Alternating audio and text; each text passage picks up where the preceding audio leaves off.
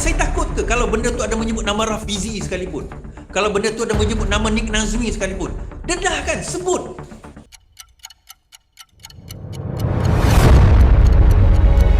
Salam sejahtera. Satu lagi pendedahan yang panas, yang buat rakyat panas telinga kali ini. Kalau nak tahu, jom kita saksikan. Dedahnya, kalau kita nak dedahkan RCI tabung haji tu, apa faedah dia? Apa yang faedah rakyat dapat sebenarnya? Apa kita sebagai rakyat ni, kenapa nak kena susah-susah mengetahui tentang tabung haji ni? Apa yang kita dapat sebagai rakyat kan? Okey tuan-tuan, dia ada banyak sebenarnya. Kalau saya nak susun satu-satu, terlalu banyak faedah kepada rakyat untuk mengetahui tentang tabung haji. RCI ni sebenarnya mendedahkan satu perkara, banyak perkara, dan salah satunya adalah mengenai hipokrasi parti yang bernama dan memperjuangkan Melayu Islam. Bukan setakat UMNO Barisan Nasional tetapi PAS. Bukan setakat UMNO Barisan Nasional tetapi PAS itu sendiri.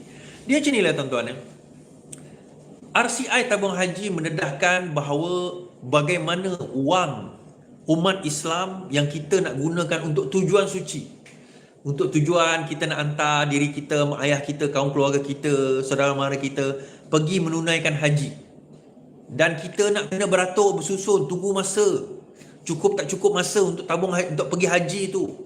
Kita terpaksa kumpul berdikit-dikit, orang kata sedikit demi sedikit demi sedikit, sampailah cukup 10,000 20,000 tu untuk kita pergi menunaikan ibadah haji yang mulia. Tiba-tiba wang dana tersebut boleh digunakan, boleh pula digunakan untuk melabur. Tak apalah, melabur tu satu hal lah, investment nak kembangkan balik. Tetapi pelaburan itu, pelaburan yang daripada 102 syarikat yang dilaburkan, 101 rugi tuan-tuan. Now, mana-mana, ialah kita pun kata mana-mana pelaburan ada untung ada rugi, saya setuju. Tapi kalau dari 102 syarikat yang dilaburkan, 101 itu rugi, tak, orang mana yang pergi melaburkan duit kita ni tuan-tuan? Orang macam mana yang menguruskan duit kita selama ni? Dan jumlah tanggungan hutang, kalau menurut Datuk Seri Anwar Ibrahim, tanggungan liability yang ditanggung oleh tabung haji itu mencecah 10 bilion ringgit. Kalau campur dengan rugi dia dan sebagainya, boleh mencecah, termasuk sukuk dan sebagainya, interest kena bayar, mencecah 30 bilion ringgit. Dia macam mana tuan-tuan? Okey, tabung haji ni dia ada akta dia sendiri tau. Dia ada akta khas untuk tabung haji. Dan tabung haji menurut akta tersebut sebenarnya tidak boleh memberi sebarang keuntungan dividen, maksudnya 3% whatever dividen itu, kalau sekiranya dalam kunci kira-kira liability itu lebih daripada aset. Dan sebenarnya, hakikat sebenarnya liability tabung haji itu lebih daripada aset. Hutang dia lebih banyak daripada aset dia. Tabung haji tidak boleh menanggung hutang yang ada. Liability tak boleh, hutang dia lebih banyak daripada aset dia. Kerana apa hutang lebih banyak daripada aset? Dia buka syarikat atau dia beli bangunan, bangunan itu menjadi contoh saja, dia beli bangunan tu nilai dia 100 juta. Tapi kerana ada rasuah, kerana ada orang tengah, kerana ada orang nak ambil untung, dia jual bangunan itu dengan harga 150 juta menggunakan duit tabung haji. Tabung haji beli. Tak, nilai dia 100 juta tapi dia kena beli dengan harga 150 juta. 150 juta tu adalah bukan cash tuan-tuan. Dia akan terbitkan hutang. Nah, katakanlah benda tu tak boleh jalan. Apa nilaian yang ada pada tangan tabung haji? 100 juta aja. Bukan 150 juta, dia hutangnya 150 juta. So kalau kena cagak, kena gadai sekalipun, dia hanya boleh dapat 100 juta, 50 juta dia rugi. Itu contoh. Kan, itu contoh. Saya pada tahun 2013, saya ingat dulu masa penubuhan, masa FGV diwujudkan oleh Najib masa tu, Felda Global Ventures. Dia nak masukkan dalam bursa saham. Saya antara orang yang tak setuju pada waktu itu. Saya kata akan rugi. Dan kita menulis artikel masa itu, tak ada live macam ni kan. Kita tulis artikel, kita kata benda tu akan rugi, benda tu dia tak akan untung kerana macam ni. Kita bagilah. Ramailah orang maki. Masa tu orang tak kenal saya sebagai orang yang bercakap, kita menulis. So bila kita kata rugi, kita tengok sekarang. Antara kerugian terbesar, yang dialami oleh tabung haji adalah pelaburan di dalam Felda Global Ventures. Bukan dalam Felda tu, tadi dia beza.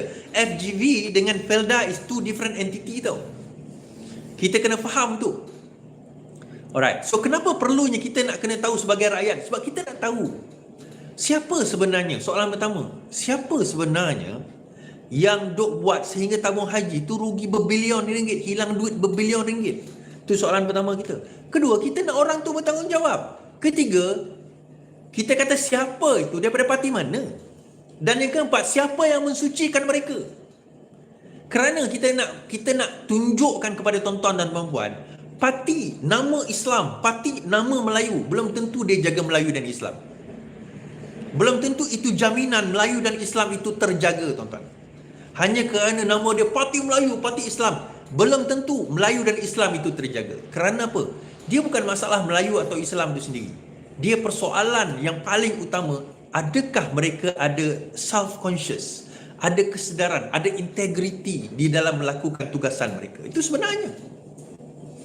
Kan? So, kalau orang tanya, kenapa perlu kita nak tahu tentang RCI tabung haji? Pertama, saya nak tahu kerugiannya berapa banyak. Kedua, saya nak tahu siapa yang menyebabkan kerugian tersebut. Ketiga, saya nak tahu kalau yang menyebabkan kerugian tersebut, adakah dia berlaku kerana kecuaian, atau dia berlaku kerana rasuah, atau dia berlaku memang tak boleh buat apa, memang akan rugi. Yang ketiga ni tak boleh buat apalah. Contohnya ada investment, dah buat all the due diligence dan sebagainya, dah kaji, memang dah cuba sebaik mungkin, rugi. Okey lah, fine. Tapi kalau berlaku kerana ada unsur rasuah, ada unsur tekanan, ada unsur orang kata apa, pressure daripada orang atasan, kena beli barang-barang yang walaupun tak untung, syarikat saham walaupun tak untung kena beli juga, maka di sini kena ambil tindakan undang-undang terhadap orang-orang ini. Tapi lebih besar sebenarnya adalah, beranikah Anwar Ibrahim mengambil tindakan undang-undang terhadap mereka? Itu soalan dia. Atau ini sekadar satu ugutan kosong? Akhirnya mungkin, katakanlah dia tak dedahkan satu hal lah. Katakanlah dia dedahkan, hari Rabu ni dia dedahkan. Kita mendedahkan rupanya Menteri Agama pada waktu itu adalah siapa? Daripada UMNO, Perdana Menteri daripada UMNO, Menteri Keuangan daripada UMNO, timbalan pengurusi tabung haji adalah daripada UMNO. Saya tak ingat. Semua daripada UMNO. Dan mereka adalah orang sekian.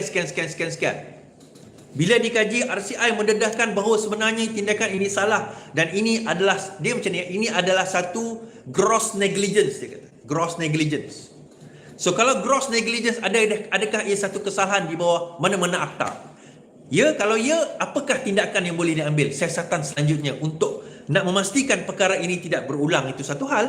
Tetapi mempertanggungjawabkan mereka yang melakukan kesalahan tersebut, dan sehingga kita kena bagi hukuman kepada mereka, pengajaran kepada orang, kepada mereka pada masa akan datang. Faham tak, tuan-tuan? Sebab ini duit ni, duit tabung haji, bilion ringgit. Kan? Faham tak? Faham tak? Tuan-tuan faham? Okey, saya nak jawab soalan ini. RCI tabung haji sampai 2022 is, ingat tu, PH 1.0 pun terlibat. Kamarul Abu Bakar kata, kalau dia terlibat, dedahkanlah. Kita tak ada masalah. Tapi setahu saya, RCI itu dibuat pada tahun 2021 melihat kepada tabung haji daripada 2015 sampai 2018. Even kalau dia nak masukkan 2018, dedahkanlah. Apa kita nak takut? Kalau tidak ada kesalahan, tak ada masalah. Kalau ada kesalahan, hukum. Isunya adalah RCI dah siap 2023. Kenapa tidak didedahkan? Itu saja. Simple. Tak. Tuan-tuan ingat saya takut ke kalau benda tu ada menyebut nama Rafizi sekalipun? Kalau benda tu ada menyebut nama Nik Nazmi sekalipun? Dedahkan, sebut. Persoalannya nak sebut pun tak berani.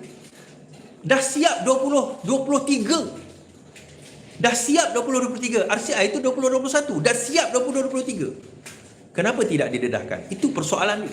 Dan alasan Anwar Ibrahim, dia kata, oh nanti orang panik dengan tabung haji dan keluarkan duit. Tak ada orang paniknya. Tak, saya tanya juga soalan sama. Kalau masa itu panik, zaman sekarang tak panik ke kalau kita dedahkan? Dan kenapa nak kededahkan Rabu ni 2-3 hari sebelum pilihan raya?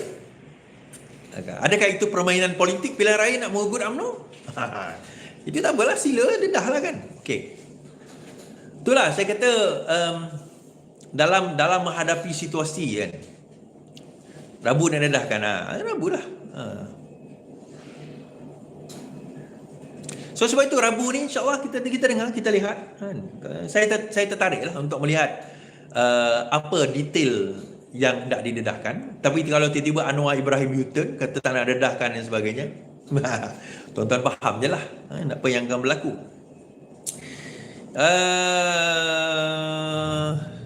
Rabu tu esok lah kan.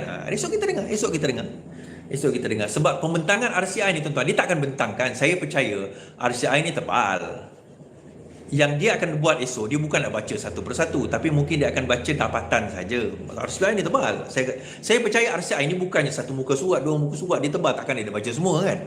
Saya percaya mungkin macam dulu RCI Batu Putih, dia akan baca rekomendasi RCI. Maksudnya apa yang rumusan RCI itu recommendkan. Dan bagi saya yang paling utama adalah untuk RCI tersebut what do you call that, diumumkan, maksudnya dipublikkan. Kita sebagai orang awam boleh baca RCI itu secara online. Jadi kita boleh download dan kita boleh baca satu persatu.